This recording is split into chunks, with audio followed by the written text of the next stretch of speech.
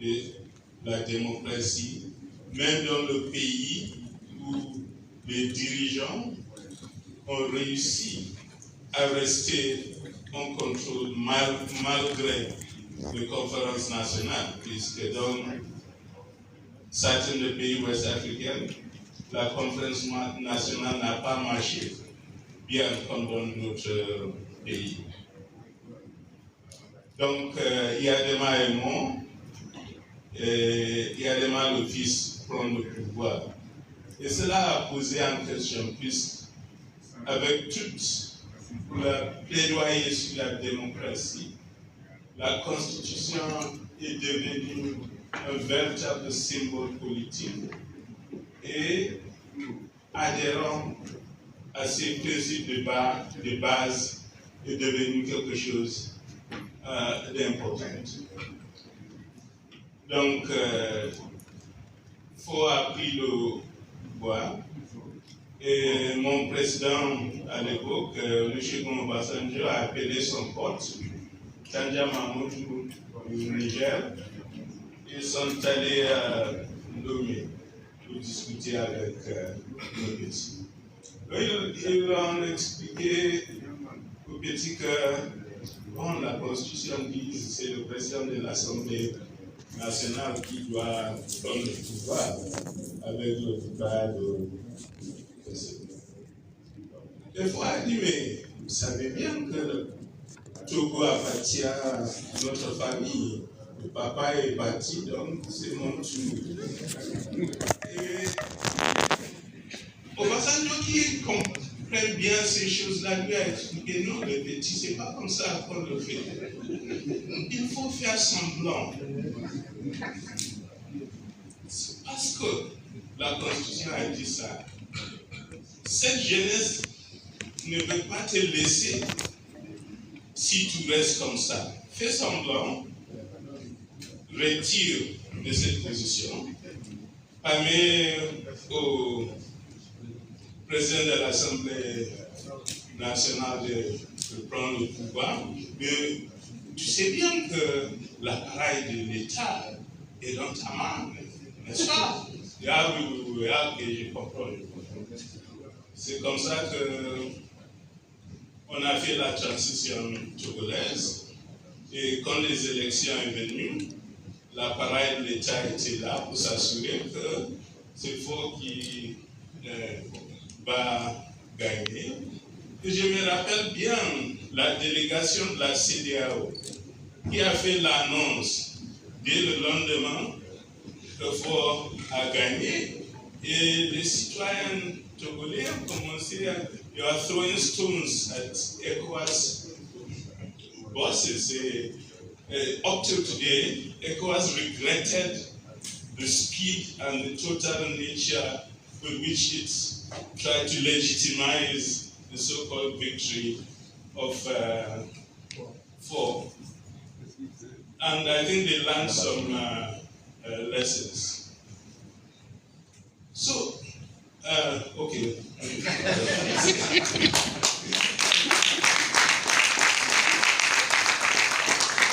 C'est pas facile. Hein? Non.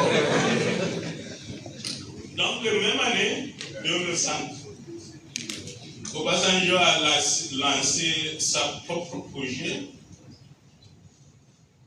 Je voudrais proposer, comme ça a tendance à alterner entre français et anglais, il y a le dispositif qui est là, donc on peut rapidement les avoir, et là, ça facilite le travail à son niveau. Donc, si balance en français ou en anglais, on sera au même niveau d'information pour avancer vite. Merci.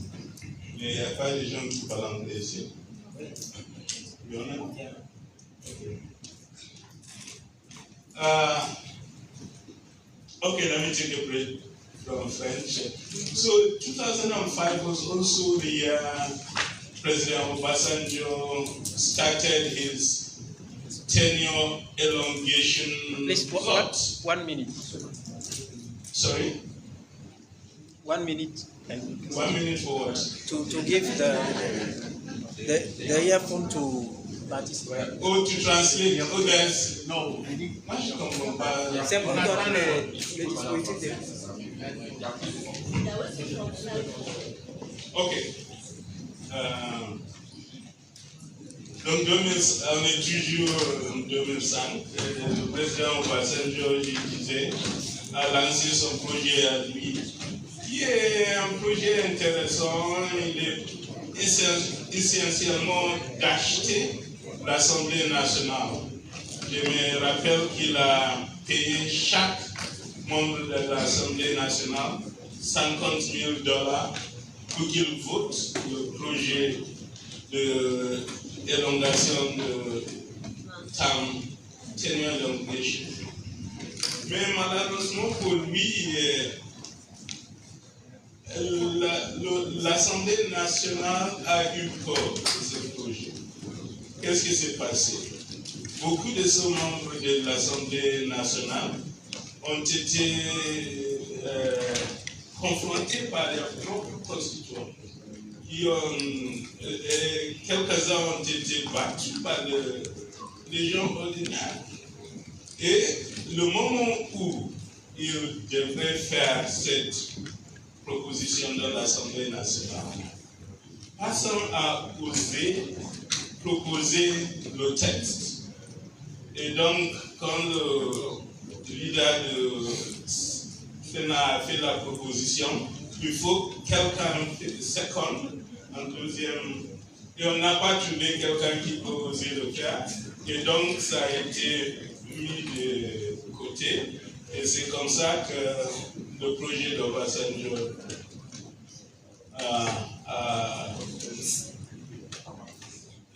était fini. Mais c'est assez intéressant aussi que Tandja, qui est l'autre président qui est allé à nommer avec Obasanjo, en 2009, le fin de son mandat, il a fait cette annonce vraiment choquante que, bon, son mandat est fini, mais le pays vient de trouver du pétrole. On ne peut pas laisser le pouvoir à un moment clé où le futur développement du Niger est sur la page. Donc il faut qu'il reste au moins 3 ans.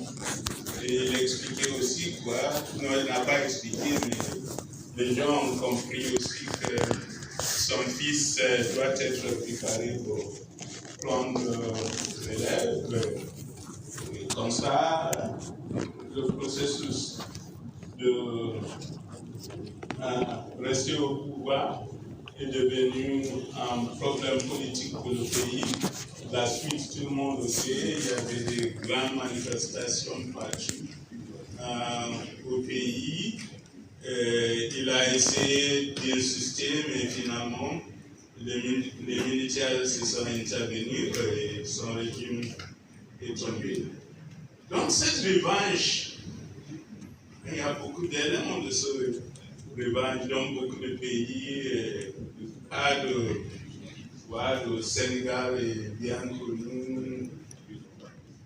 Plus récemment, Alpha Condé en Guinée. Ça, c'était très intéressant ce qu'il a fait, puisque c'était chez nous. Il est venu voir le président Buhari au Tabaski, puisque disait-il que les moutons du Nigeria sont les meilleurs en Afrique de l'Ouest. Il a passé 3 jours de Tabaski avec Buhari, et puis il est rentré chez lui, et c'est la semaine qui a suivi, il a fait son annonce de 3e mandat, et Buhari n'a rien dit, tous les autres n'ont rien dit, et le reste, comme on dit encore, c'est l'histoire. Donc cette revanche de la crise politique dit quelque chose de simple, que le peuple ouest-africain, depuis 30 ans ou plus, luttait.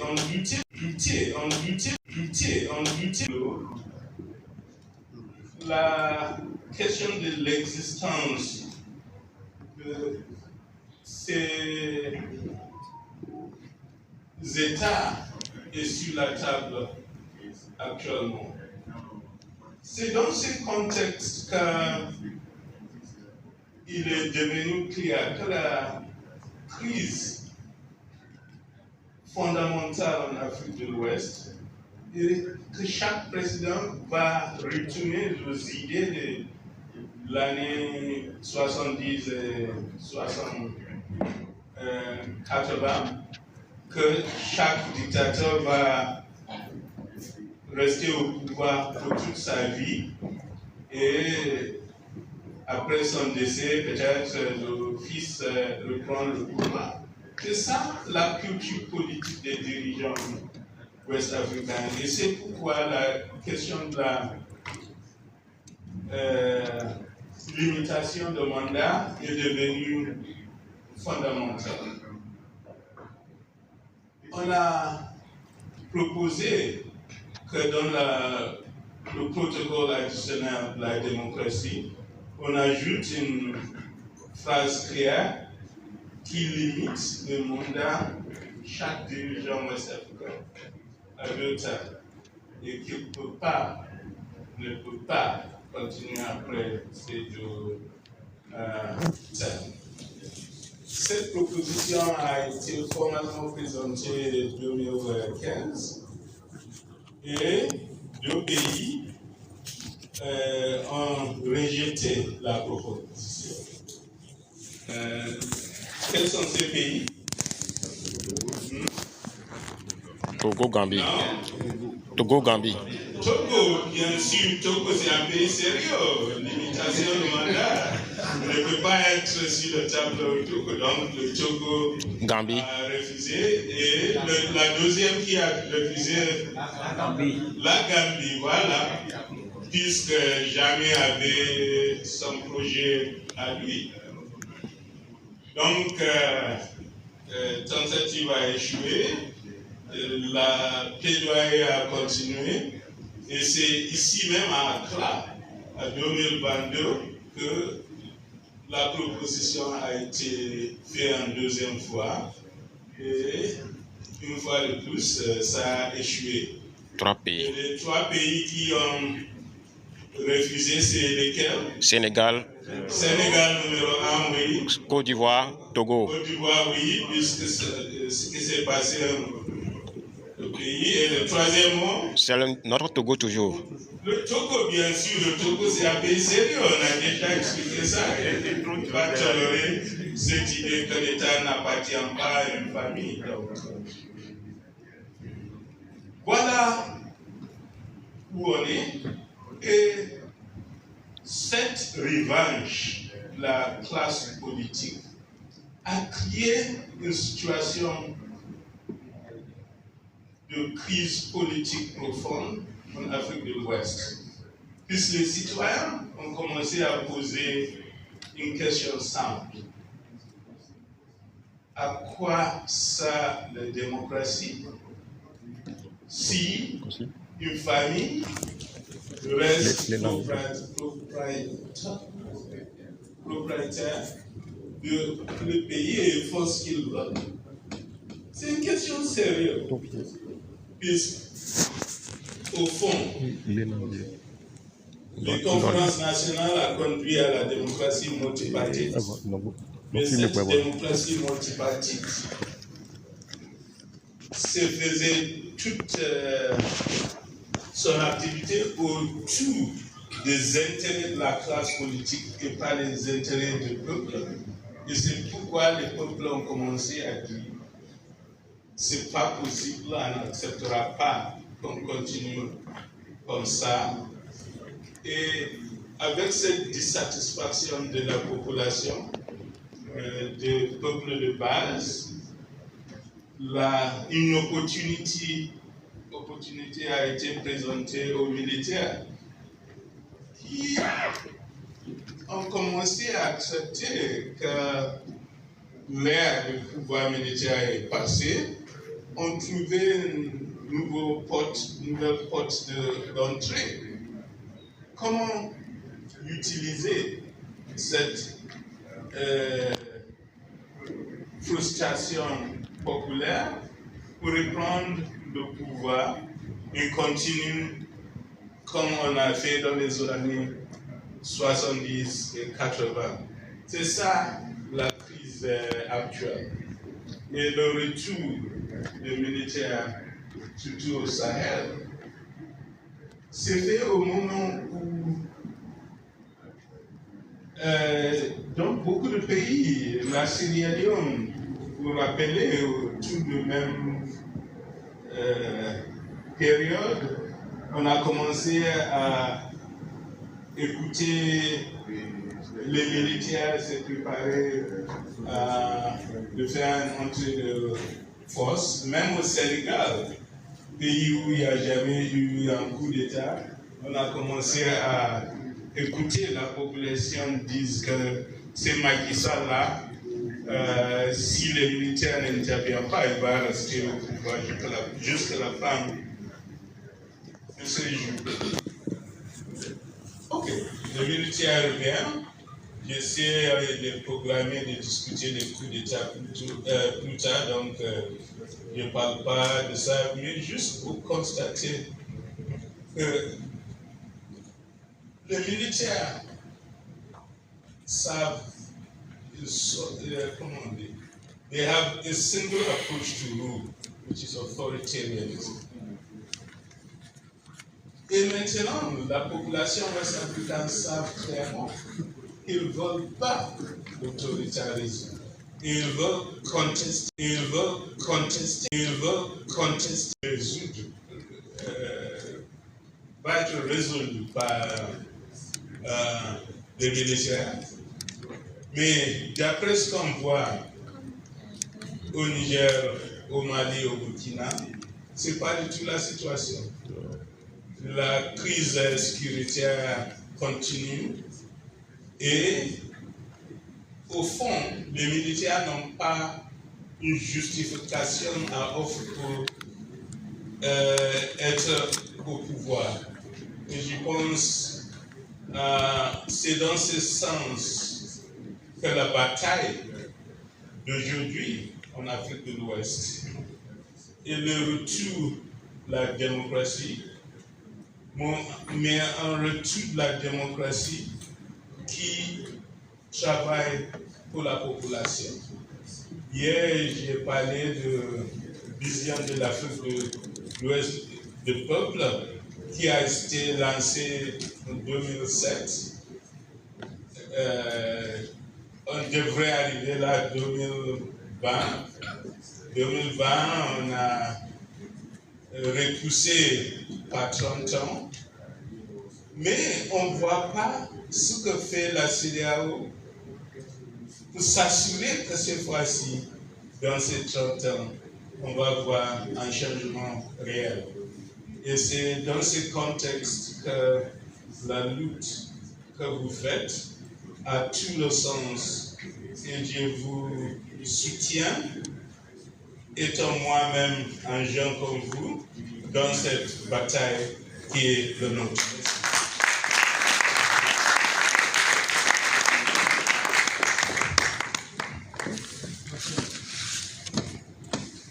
Merci au professeur Djibril Ibrahim.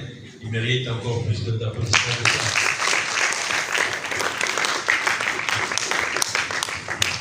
Voilà, alors je me tourne vers l'organisation.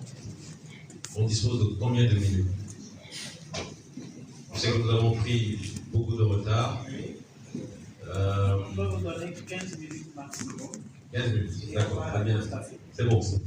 Alors, on va y aller très rapidement. Des questions courtes, des commentaires courts pour que beaucoup de personnes puissent s'exprimer, s'il vous plaît. Michael, de l'AES, aussi, et rappelle-moi ton prénom. Cyril, voilà, c'est ça. Brigitte, 4, un dernier, Armand. Après, on fera une deuxième tour. Michael, le micro pour Michael, s'il vous plaît.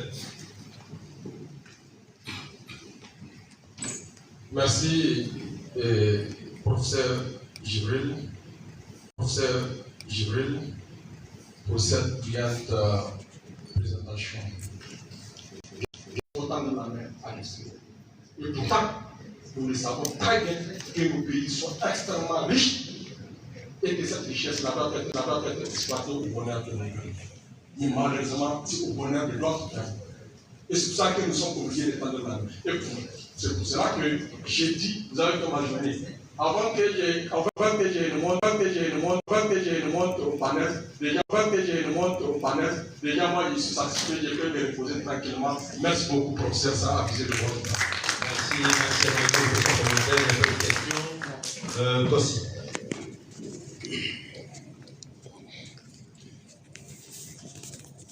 Merci beaucoup, merci professeur.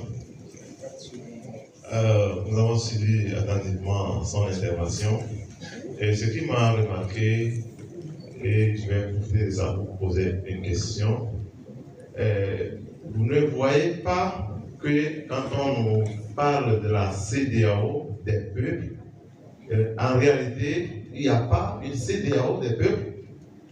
Ça, c'est la première question.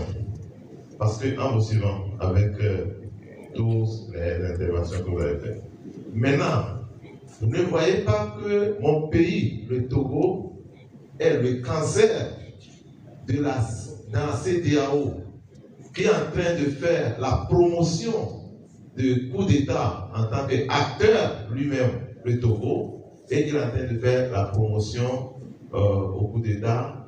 Et vous ne voyez pas que le Togo, le régime togolais est le frein qui fait que la CEDEAO ne se développe pas aujourd'hui, parce que toutes les tentatives de limiter les mandats dans la sous-région, le Togo cherche toujours des alliés pour bloquer ce projet. Maintenant, le président lui-même avait dit, entre-temps, à l'étranger, que pour que l'Afrique se développe, il faut limiter le mandat à 2 ou à 3. Pourtant, il est dans son 4e mandat et ça ne le suffit pas. Vous ne croyez pas que le Togo est le frein, est en train de ralentir le développement de la CEDEAO? Merci. Merci, Kossi. Cyril, derrière toi. Alors, déjà, merci beaucoup à monsieur pour le développement. Moi, j'ai beaucoup apprécié surtout la version réelle quant à la création de la CEDEAO, parce qu'à la base, on pensait que c'était vraiment pour arriver à consolider le système économique dans la sous-région, des pays de la sous-région et faciliter l'intégration. Vraiment, merci de nous avoir donné la vraie version des faits. Moi, la question que j'ai à poser, c'est est-ce qu'aujourd'hui, la situation dans la sous-région, l'état actuel de la CEDEAO, n'est pas également causé par cette dépendance que le continent a par rapport vis-à-vis de l'extérieur? Est-ce que cette situation s'explique uniquement par les pays de la sous-région ou il y a également des puissances étrangères qui, d'une façon ou d'une autre, arrivent quand même à maintenir cette situation critique en fait que nous subissons dans la sous-région? Merci. Merci, Brigitte. Kossi.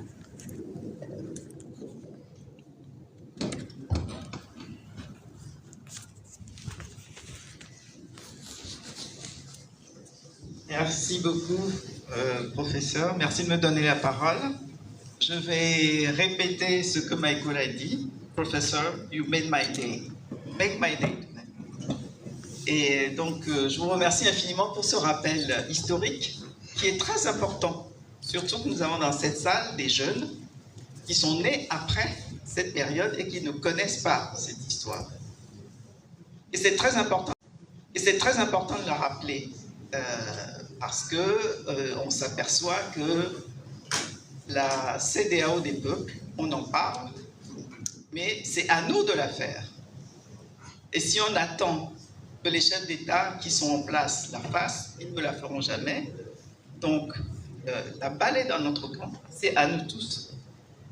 Un peu moins jeunes comme moi et jeunes comme vous, la plupart d'entre vous dans cette salle, de prendre possession des éléments qui existent, parce qu'il y a des textes qui sont magnifiques.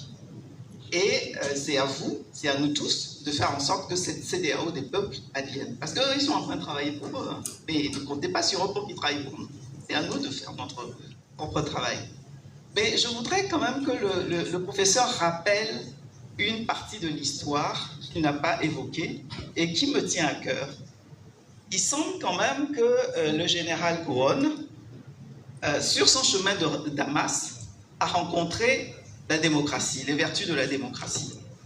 Et c'est de cette rencontre, il a confié à l'un de ses fidèles adjoints du Nigeria et à un fidèle adjoint de Yadema la responsabilité d'initier la toute première réforme de la CEDEAO, qui a donné le nouveau traité de 1993, le protocole de 99 sur le règlement des conflits, etc. Et cette ce beau texte qu'est le protocole additionnel sur la démocratie et la bonne gouvernance, qui contient un certain nombre de dispositions. Est-ce qu'il vous serait possible brièvement de rappeler cette étape qui était en fait destinée à améliorer les choses, à réformer la CEDEAO, mais malheureusement, on s'aperçoit qu'aujourd'hui, cette tentative de réforme également a échoué. Je vous remercie. Merci Brigitte. Et Armand?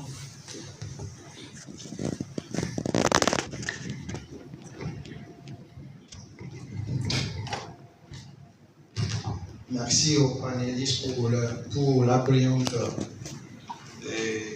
information qu'ils nous ont donnée. Moi, j'aimerais demander aux professeurs, autant que les coups d'État militaires sont condamnables, et les coups d'État militaires sont condamnables dans les pays de l'AES, ne pense-t-il pas que les coups d'État constitutionnels aussi sont condamnables? C'est ma première question. Donc, ma deuxième question va dans le sens de la démocratie. J'aimerais lui demander pourquoi dans les pays anglophones, la démocratie est visible ou est effective. Je veux parler de la démocratie et de l'alternance au pouvoir. Pourquoi dans les pays francophones, la démocratie n'est pas effective? Je veux parler aussi de la Côte d'Ivoire. Alassane Ouattara vient de faire un premier mandat, un deuxième mandat. Et du Togo, le pays dans lequel la démocratie est confisquée par une seule famille depuis 60 ans. Qu'est-ce qu'il peut nous dire à propos de cela? Merci. Merci. Voilà donc les 5 premières questions. Je vous l'avais annoncé, hein, on serait tous rassasiés après la conférence du professeur Ibrahim. Je crois que ça a été repris par Michael, ça a été repris par Brigitte. Donc, professeur, vous avez fait notre journée. Bien sûr, il y a encore des éléments, quelques interrogations. Michael n'a fait que des commentaires. Aussi, je voulais savoir un peu cette place qu'occupe le si petit pays, le Togo, dans le recul démocratique ou le refus d'avancée démocratique au sein de la CEDEAO. Est-ce qu'il y a une réponse à lui apporter? Oui, mais avant, les mots sont importants. La CEDEAO parle Afrique de l'Ouest du peuple. On sait, c'est pas la vraie intention, mais c'est positif que ces mots sont prononcés, et ça donne une porte d'entrée pour la plaidoyer. C'est vous qui dites que voilà l'objectif. Donc, il faut prendre des mesures pour s'assurer que ces objectifs sont achieved. Et ça a toujours été comme ça. 1948, the Universal Declaration of Human Rights, c'était des mots, les dirigeants à cette époque-là n'étaient pas sérieux. Mais ça donnait un document de travail pour le peuple de dire, mais voilà ce que vous avez écrit, voilà ce que vous avez dit, voilà ce que nous a juré de le faire, et vous ne faites pas. Et petit à petit, cette fausse homme-là, fait par les gens, devient réalité parce qu'il y a la lutte faite par le peuple. Ok. Qui est le gagnant? Est-ce que c'est le Togo? dans cette subversion de la démocratie? Peut-être. Mais on s'en peut. Président Wade du Sénégal avait 20 ans d'opposition où il a lutté contre cette idée des mandats sans fin. Il est devenu président et vers la fin de son deuxième mandat, soudain, il a changé. Il voulait troisième mandat. Regarde Condé, Alpha, des années en opposition contre l'État arbitraire et autoritaire. Il a lutté pour la démocratie libérale, pour un changement de mentalité.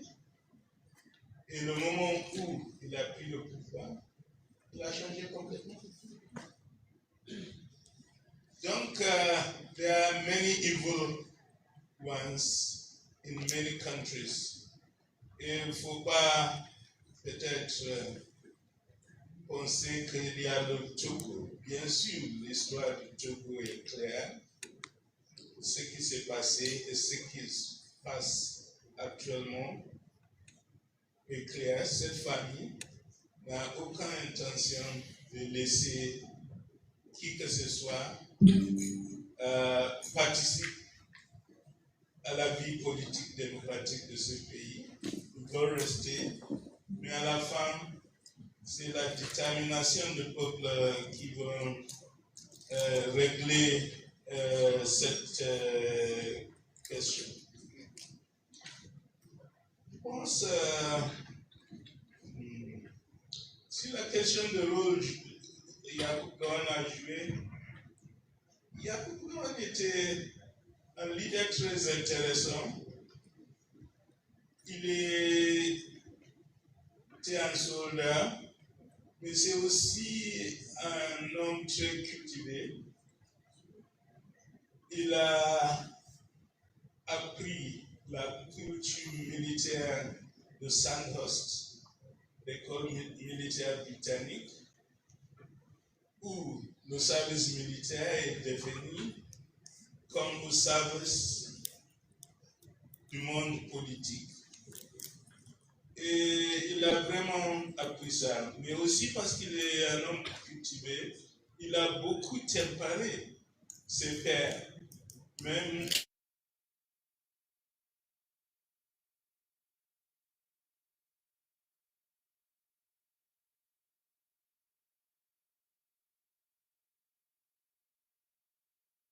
il faut faire une différenciation tout le temps des caractères des leaders. Il y a ceux qui sont vraiment evil et il y a d'autres qui sont plus ouverts. Et je pense pour nous qui font le plaidoyer et qui luttent pour la démocratie, il est important de chercher des partenaires, des dirigeants qui peuvent écouter. Mais s'ils écoutent, s'ils n'écoutent pas, de toute façon, la lutte est une impérative qu'il faut poursuivre. Merci.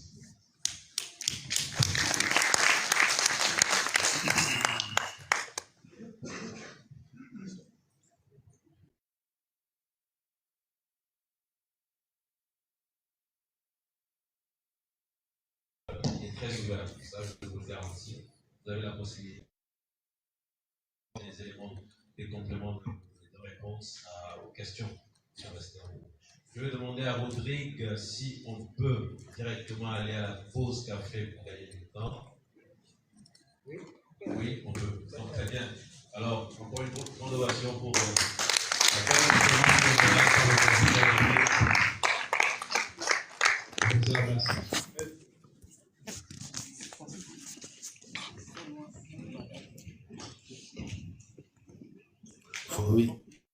Oui, bonjour. Est-ce que tu peux nous montrer la salle, s'il te plaît?